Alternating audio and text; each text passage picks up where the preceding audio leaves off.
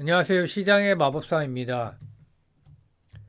최근에 전고체 테마가 이제 급등을 했었는데 그 계기가 이제 삼성전기가 세계 최초로 소형 전고체 배터리를 개발했다는 뉴스가 나왔죠. 그러면서 이제 뭐 며칠 동안 꽤 올랐죠. 지금 다시 좀 떨어지긴 했는데 그 웨어러블용 소형 전고체 배터리다. 저는 전고체 배터리 하면 사실 삼성 SDI만 생각을 했었는데 이 종류가 좀 다른 거고요. 스마트워치나 무선 이어폰 등 웨어러블 기기에 탑재된다는 거죠. 소형 전고체 배터리. 그래서 세계 최초로 개발했고 26년에 양산하는 게 목표고 그래서 뭐 전고체 배터리의 특징이 있죠. 그 화재 위험이 적어 안정성이 높은 데다 가격이 저렴해 차세대 배터리로 불린다. 뭐 도요타도 이제 예전에 개발했었다고 그러고요.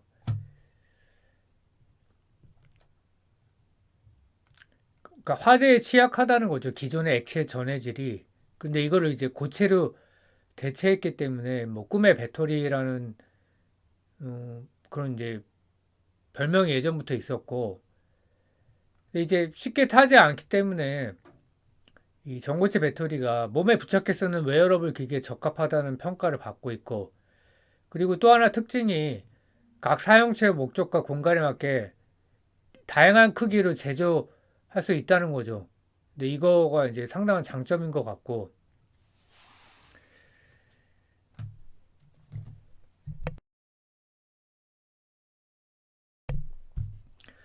그래서 전고체 배터리가 뭐냐?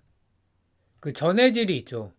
충방전에 필요한 전해질이 액체가 아닌 불연성 고체로 사용해서 타지 않는다는 거죠. 불연성이라는 거는. 기존 리튬이온 배터리보다 안전하고 외부 충격에 잘 견딘다. 다양한 형태로 제작할 수 있고 초소형 크기로도 구현할 수 있다. 어, 그 삼성전기는 전고체 배터리 개발에 이제 자사의 MLCC 제조 기술을 활용했다. 뭐 이제 유명하죠. MLCC는 그 기업으로. 그 삼성전기의 그리고 MLCC 제조 기술은 일본의 무라타와 함께 세계 최고 수준이다. 뭐 보고서도 이제 자주 나오고 그 전고체 테마주가 이제 급등을 했었는데 근데 뭐 종목은 많이 있는데 저는 이제 뭐 예전부터 이제 그레디언트를 봤었고요. 뭐 한농화성도 좀 유명했었고 그 외에 이제 이수 스페셜 케미칼 레이크 머티리얼즈도 유명했죠. 이제 제가 보고 있는 거는 이 그레디언트라는 종목이고 뭐 원준이라는 종목을 알게 됐고요. 그래서 전에는 이제 한동안은 이제 전고체 뉴스에 반응을 전혀 안 했었어요. 근데 이번에는 왜 그러면 비교적 크게 반응을 했는데 이유가 뭘까? 어, 섹터의 센티가 이제 개선이 됐다는 거죠. 그 제일 큰 거는 테슬라예요, 역시. 테슬라가 한 6월 이후인가요? 계속 주가가 이제 좋은 상황이고 제일 큰 게 이제 로보택시를 공개하는데 진짜 며칠 안 남았죠. 이제 10월 10일이니까.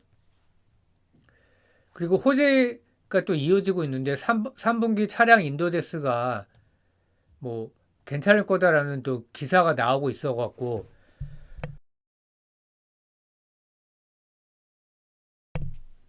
그게 이번 주인가 아마 공개하는 거로 알고 있는데 근데 주가가 또 상당히 많이 올랐기 때문에 이제 이때가 이제 뭐 셀론 뉴스가 또 될 수도 있어요. 왜냐면 테슬라 실적 자체가 좋은 상황은 아니기 때문에 그러면서 이제 국내 전기차 밸류체인에 속하는 기업이 또 최근에 이제 주가가 좋았고 뭐 LG 엔솔, 에코프로비엠이 제일 대표적이고요. 이제 원준의 차트인데 그래서 이번에는 왜 반응했냐 그러면 테슬라 때문에 섹터 센티가 개선됐기 때문에 이제 반응을 했던 거고 그러니까 다음에도 이제 이런 걸 봐야겠죠. 주가가 지금 또 내려왔기 때문에 그래서 원준이 최근에는 가장 많이 올랐는데 왜 올랐냐면 2009년부터 삼성전기 협력사였어요. 그래서 이게 이제 컸던 거고, 그게 뭐 하는 회사냐면 2008년에 설립이 됐고 2차전지 양극재 음극재 소재 그 양극재 음극재 소재의 열 처리 장비를 제공하는 사업을 영위하고 있다. 그 장비 기업이에요. 열 처리 장비. 그래서 열 처리 장비를 제공하는 소속로 사업과 뭐 다른 사업을 하고 있는데 이제 열 처리 장비 매출이 제일 크고요. 주요 고객사는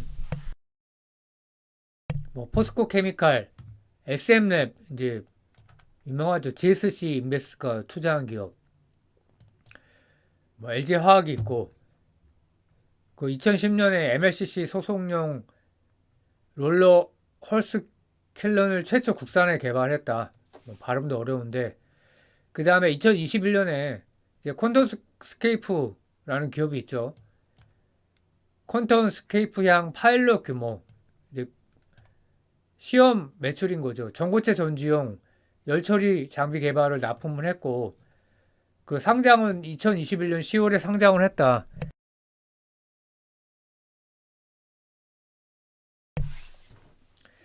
그래서 뭐 테마로는 접근이 가능하지만 사실 전고체 배터리가 언제 상용화되고 매출이 많이 나올지는 사실 모르죠. 그래서 뭐 철저히 테마 관점이고요.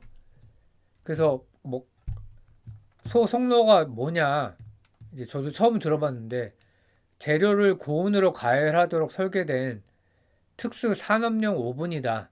그러니까 이렇게 하면 좀 직관적으로 와닿죠. 그 소성은 뭐냐? 물과 휘발유, 수분과 휘발성 성분을 제거하거나 물질을 산화시키는 거다.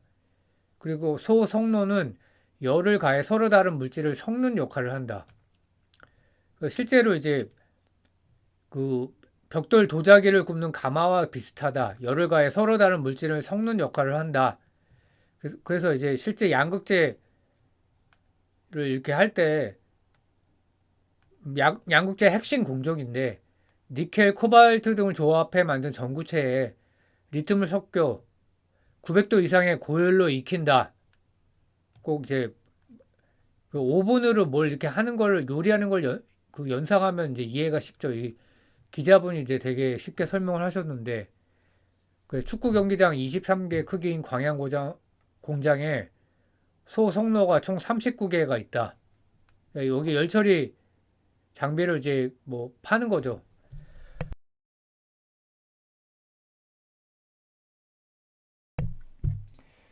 그래서 매출 비중은 열처리 장비가 뭐 83%, 89%, 88%. 그래서 뭐 대부분이 이제 이거고 올해 실적을 보면 반기 실적과 마진이 매우 좋다. 그 19년부터 이제 실적을 보면요. 뭐 코로나 때는 이제 당연히 안 좋은 거고 근데 이때 이제 그 전기차 점유율이 막 크게 늘어나면서 매출이 이제 급증을 한 거죠. 21년, 22년 뭐 이때는 또 뭐 영업이익이 이제 좋지는 않았는데 어쨌든 22년까지 좋다가 이제 작년에는 뭐 심각하게 안 좋았으니까 전기차 섹터 자체가 올해도 안 좋은 상황이고 그래서 뭐 한때는 32% 영업이익률이 20%까지 나왔고요. 그래서 안 좋았다가 올해 이제 반기가 이게 반기입니다. 반기. 상반기가 매출이 928억이면 2019년에 1년치 매출이 이미 나온 것이고 어, 사상 최대의 매출이 예상이 되고 있죠. 그리고 영업이익 같은 경우에는 지금 뭐 이미 이제 반기 기준으로 사상 최고 수준인데 주가는 사실 뭐 제가 자세히는 안 봤는데 주가가 사상 최고는 아닌 것 같아요. 그래서 영업이익률이 18%다. 매출이 지금 엄청나게 늘었는데 18%니까 굉장히 이제 좋은 상황이고 하반기 어떻게 될지 좀 봐야 되는데 근데 몰랐던 기업인데 이제 이렇게 살펴보니까 펀더멘털 자체도 뭐 굉장히 좋은 회사다 이렇게 판단이 되고요.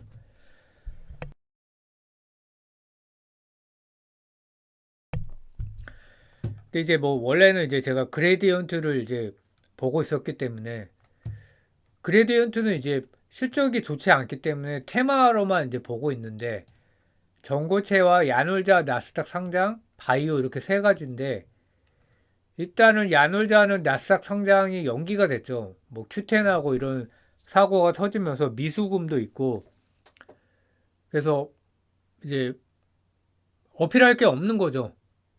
나스닥에 상장하는 게 이제 뭐 기업 가치를 비싸게 받아서 자금 조달을 하려는 건데 그래서 내년으로 넘어갔고 그래서 이제 주가가 급락을 한 게 이제 가장 큰 요인이 요거죠, 요거.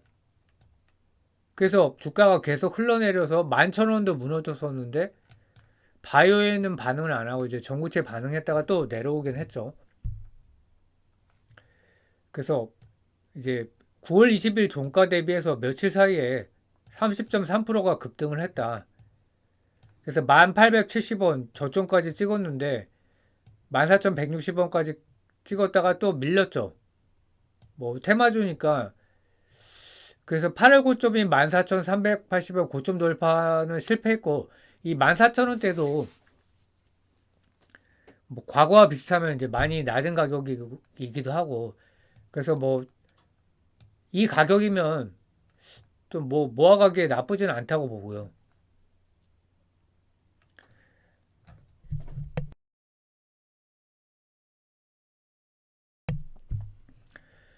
그래서 9월 20일 종가와 그 이후에 이제 장중 최고가하고 비교를 해보면 원준이 46.5%, 삼성전기 협력사기 때문에 이제 가장 많이 올랐고 그레디언트가 30.3%, 한농화성도 뭐 실적은 좋아요. 근데 24%.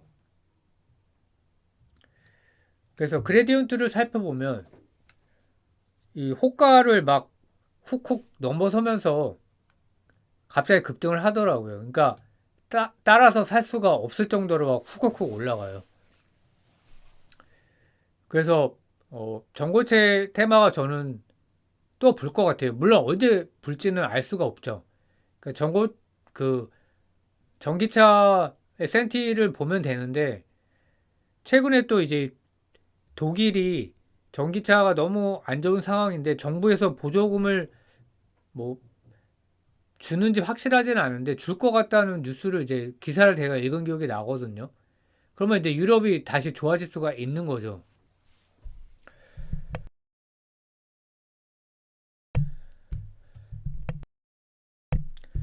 그래서 전고체가 사실 뭐 한 3년 전에도 나왔던 얘기라 이제 앞으로도 또 나올 가능성이 높다 이렇게 저는 판단을 하고 있고 전고체 테마는 수년간 지속될 수 있다.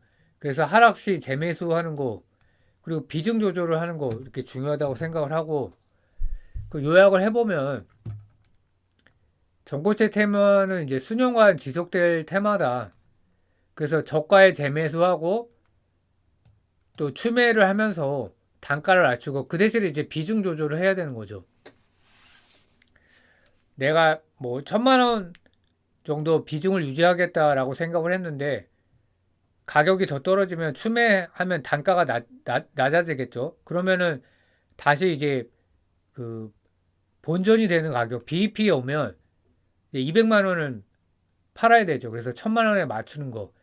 왜냐면 비중 조절을 해야지 테마주기 때문에 이제 언제 올라갈지 모르니까 그 멘탈을 잡으려면 결국은 이제 알고도 질 수 있거든요. 비중이 크게 되면.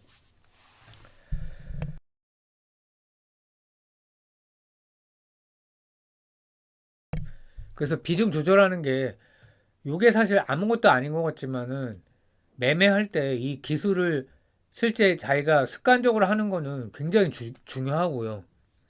그리고 고점 매도를 또 해야 돼요, 꼭.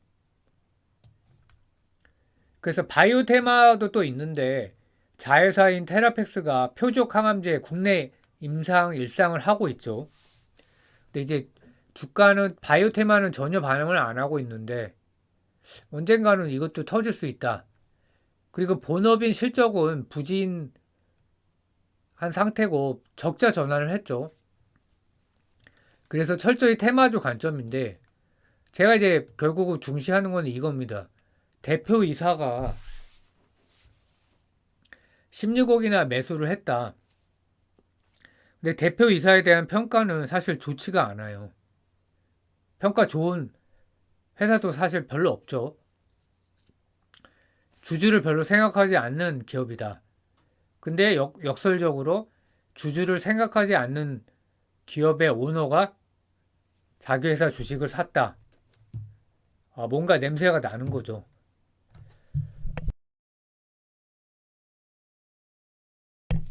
그래서 뭐 굉장히 아이디어는 단순했고, 근데 결국은 최근에 랠리를 한 번 했기 때문에 뭐 제 예상은 저는 이제 맞았다고 생각을 하고 저는 팔았어요. 그러니까 고점에도 재매수를 또 해야 되는 거죠.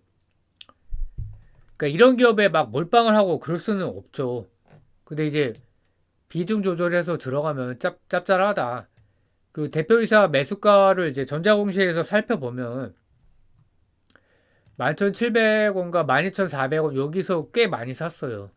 그러면 지금 이제 12,000원 초반대니까 지금 가격은 이제 대표이사 내부자가 사는 가격과 비슷하다. 그래서 다시 접근해 볼 만한 가격이다. 이렇게 생각을 하고 있습니다. 예, 감사합니다.